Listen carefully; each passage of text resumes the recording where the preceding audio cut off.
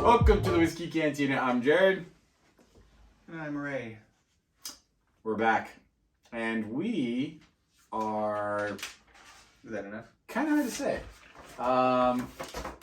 I'm excited. I'm excited for Ray to try this. I'm always excited for bourbon. Bourbon. Back to bourbon. We've done a couple of... Tennessee whiskey.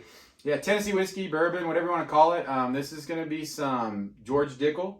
And the reason we got this fancy little magazine is this is a Whiskey Advocate magazine. I don't think this is their newest release. I think this is the one right before it. But anyways, this was a wrap up to 2021. And they did their top 20 And Jared bottles. got it specifically for this. He's going to put this over his bed. Crown Royal. Greatest stuff on the market. According to Canada. Our subscriber count. It's dwindling. But yeah, so Cascade Hollow Distillery out there in Tennessee. We've done Barrel Select. Isn't that Dickel. the town that the Gilmore Girls live in? No, Sleepy Hollow. Oh yeah, with champagne. You have not made a comment about something I so refuse to reference feminine a manly in show. freaking so long, and now you bam hit me with it. Anyway, Whatever, Lorelai. I have no idea where I was at, but top 20. And the reason I bring that up is, Whiskey Advocate. I like to read it. Ray reads it. It's interesting. It's they do a lot of good stuff. I mean, this is probably one of the best magazines you could buy as far as a deep dive into the, I guess you could say, it's whiskey world, but bourbon especially. I love alliteration. Whiskey World works for me. Yeah. So top 20 review and their top 20 bottles for the year. This actually ranked number 5. Right next to Ron Swanson. Yep.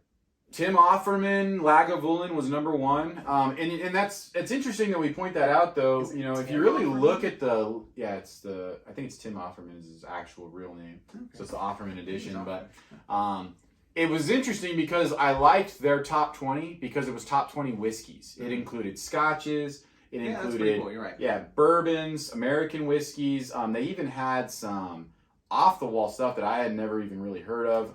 That's a really good point because you've got well. Lagavulin. Everybody knows the name Lagavulin, but it's obviously the different one. You've got Jack Daniels. Everybody knows Jack Daniels, but it's the Jack Daniels 10. Maker's Mark. Teeling, Maker's Mark. So you've got some notable names on there, and then some, I don't know, maybe underdogs. Yeah, and then price-wise either, it wasn't. They didn't appear to be stingy. I guess you could say like, oh, this one was $100 bottle, so it wins. This was what, $34. Most markets you can get it between $30, $35. Yeah.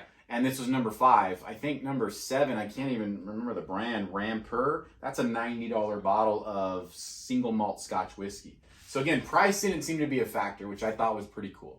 All right, enough about waxing poetic about Whiskey Advocate. My interest there. Rampur is an Indian single malt. Is it really? I don't know. Interesting. I'm going to toss this down for now. So enough about that. We're back to the bottle. The only reason we want to bring that up is because, cool. Number 5, big time magazine, a lot of reviews, and they picked this one. So we were able to pick it up. I did try it. I won't give any of my take right now, but I definitely understand why it got the award that it got. I mean, it's an interesting thing. They do. Dickel is, I guess you could say, I don't want to say marred with controversy, but it seems to be people either like Dickel or they do not. And I'm not grabbing that. Well, I'll stop saying what I was saying. You know what? Just everything's ruined. People either like Dickel or they do not. It's marred with controversy. And what I mean by that is, you've got MGP Indiana. So if you ever see anything sourced and it says Indiana, it's from MGP. If you ever see anything sourced and it says Tennessee, it's George Dickel. George Dickel makes a lot of their own signature line stuff, but they also source a lot. Cheers to you. Those are some great notes. I like that.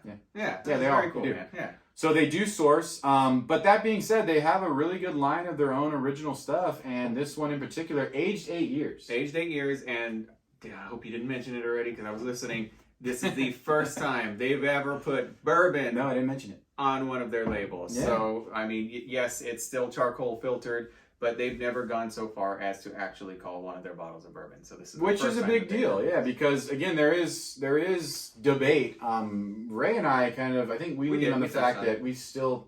I mean, it was Tennessee whiskey, but because it changed. I can't remember if we, but Well, I can tell you where I stand now. I'm more on, and I feel like I was the same way then. I'm more on the side of allowing people to bend the rules a little bit. You know, whatever. to a certain extent. Yeah, bend. So because it does change the flavor profile a lot. The charcoal filtering, like I can pick out for the most part Jack Daniels and Dickel. Very true. You can pick it out because that charcoal filtering really adds a lot to it as far as flavoring And goes. to add to that controversy a little bit too, there's been some thoughts that, I mean, is it really just a marketing ploy, them calling it a bourbon?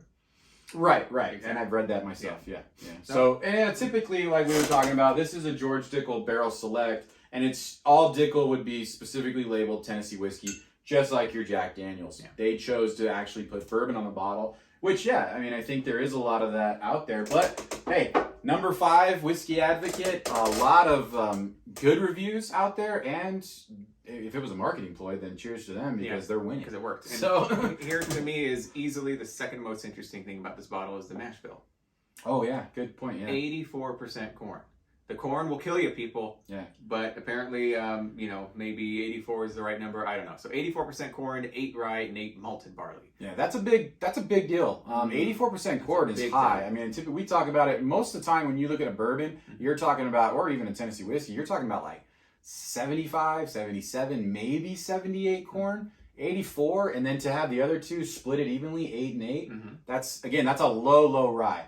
I mean, again, I know they call high rye anything above 10, but 8% is definitely a low rye. If 10 is a high rye. I mean, that's just, at that point, they were just, I don't know, man. 84% corn, you know who is speaking with this. It's all corn. That's... Damn. Wow. You telling me you're not get that like baked apples? Yeah. Oh, Damn. yeah. Just baked. And Just it smelled baked. like bourbon. Yeah. Oh, yeah. Yeah. Like you throw some brown sugar on an apple, you throw it in the oven. Hell, yeah, absolutely, man. Some people say peaches. I could say either or, like just a baked pie with some type of fruit in it, to be honest. I can eat a peach for hours. There, is that manly enough? Hey, yeah, good reference. Finally. Face Off. Is that Nicolas Cage? Yes, not John Travolta. Technically, it's both of them. No, shut up. Well, really? They face off. So who is he when he says it? Because when he's... Who is he when he says it? Yeah, yes, Nicolas Cage says it first. Yeah, he says it first, yeah. No, It's Nicolas Cage. Yeah, but then when he's like modifying his voice to sound he's more practicing. Like, he goes, I can eat a peach for hours. I can eat a peach for hours. And did you know that that's a sexual entendre? I'm here to help. Okay. Back to what we pretend to know. Bourbon. I think we're okay. This is I love the color on this one too, man. It's just... You get a little bit of it's funny, I mean, I say spice, but it's not a rye spice. It's almost like I don't know. Is that a spice? Or is that the I just think barrel? Is that the wood? That might be the wood, yeah. I think you're right, yeah. Or the charcoal. Because I was going to say, it just smells like the process of, you bake an apple and it comes out. Yeah. Some of that smell is going to be, the charred apple. So maybe pretty good on the nose overall. Nothing insane, but honestly, you do get that sweet, it smells great. Baked good. It smells great, yeah. All right, we're going to go in.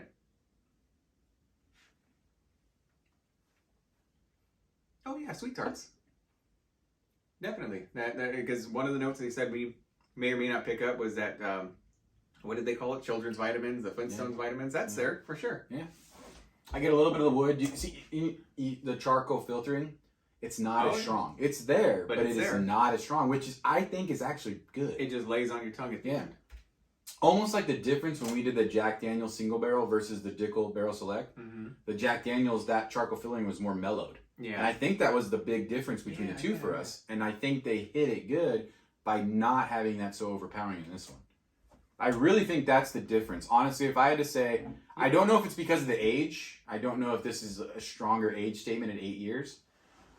Just so you guys know, also, George Dickel, they have a bottled and bond that was like the top 20. I think it was number 3 or 4. I think it might have won in 2020. And it was an 11-year bottled and bond. They also have a 13-year bottled and bond out right now that's getting really, really good reviews.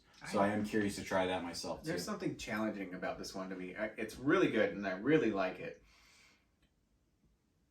But I would be hard-pressed to call this a bourbon just based on taste alone. Well, no, it's more like the Tennessee whiskey because you do get that charcoal filtering. It's not stereotypical bourbon by any stretch of the imagination. If you drink this next to Wild Turkey 101, yes, totally different. that's a really good point. Totally actually. different. You pick on the finish. I definitely get some of those sourdough notes. Yeah, you're right. You know, the funny is sweet fruit. Mm-hmm. You don't get any of the vanilla or caramel. No. Yeah, but it's sweet. Yeah, it's definitely sweet, and it tastes really good. But when you put bourbon on the bottle, there's some characteristics that I'm going to go searching for that I'm not finding right now. I think because it's definitely complex, meaning Oh, that totally. smell, It's a challenging bottle. that smell versus what you taste, and then also how it finishes. And now on that second or third sip, I'm getting more of that charcoal in the back, but it's not bad. It's not overpowering to me, which I think I like. You totally get it, though. I think I like it, though. Yeah. I like it, too, because it's different, you know? I mean... Interesting. It's not my favorite thing that we've ever tasted, but I wouldn't, you know... Yeah, it's not the best thing in the world, but at, you know... It's good. 34 American dollars, that's not bad at all. Yeah. At the price point, Raymond hit the nail on the head. At the price point... It's very, very good for what it is. And I actually, you know what's funny is you mentioned the price point. Mm-hmm. When this one, number 5, or this ranked number 5, they had a bottle and bond the previous year that ranked. They also got that really highly rated bottle and bond this year, which is a 13-year. Mm-hmm. And they're not gouging these prices. And a lot of people are wondering why. And again, if they can get it out there and they can do it. And they're winning awards. And they're winning awards on top of it. So why aren't they gouging the prices? But I think that's really cool. Yeah, look at the advantage of that. You know, you win the award, and then you're somebody picks up the magazine. They go to the store, and what bottle can they afford? This one. So they're going to get an award-winning bottle. Yeah, which is why we are reviewing this one. At an honest price. And not the Lagavulin 11 year. Not untrue. That is really good, though, man. You know, I couldn't find the like other ones, to be fair. I feel like I'm poo-pooing on it a little bit, but that's only because I'm holding it up to what a bourbon is in my mind. But yeah. I'm not shitting on it. It's really good. It's good. It's good.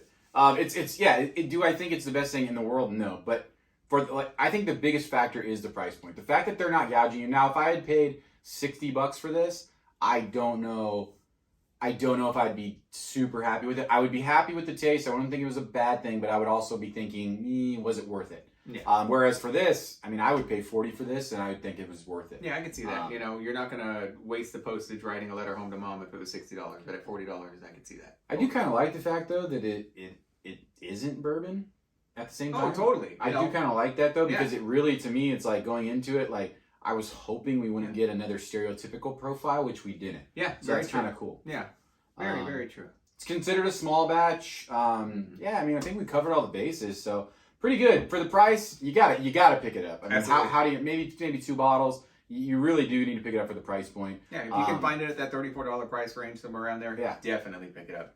So thanks, guys. Just a little kind of a quick take on this one, but we definitely wanted to get it in. And, you know, drink safe, drink responsibly, click that like, click that subscribe. We really appreciate you guys. Leave us a comment down below. We'll be right back to you, and we'll see you next time. Thanks. Cheers. Cheers.